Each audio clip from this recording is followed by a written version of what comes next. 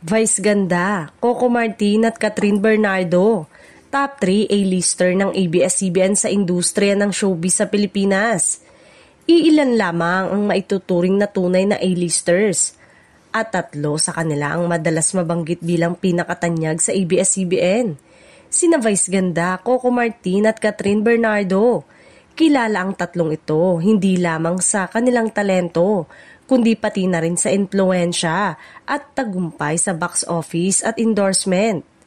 Si Vice Ganda ay isang multi-talented host, comedian at aktor na may malaking social media following at malawak na audience reach. Dahil dito, madalas siyang ituring bilang isa sa pinakamakapangyarihang kapamilya stars sa commercial na aspeto.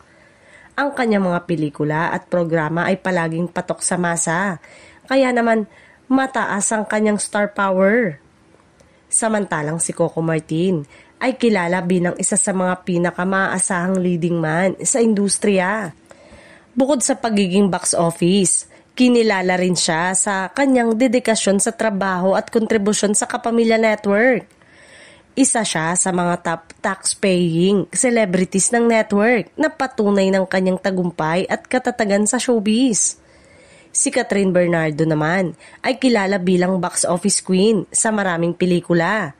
Bukod sa kanyang galing sa pag-arte, malakas din ang kanyang appeal sa kabataan at masa, kaya't patuloy siyang kinikilala bilang isa sa pinakamataas na tier ng kapamilya stars. Bukod sa kanilang talento, ang 3 ito ay may mataas na commercial value. Maraming brands ang nais silang maging endorser na nagpapatunay sa kanilang mga marketability at popularity.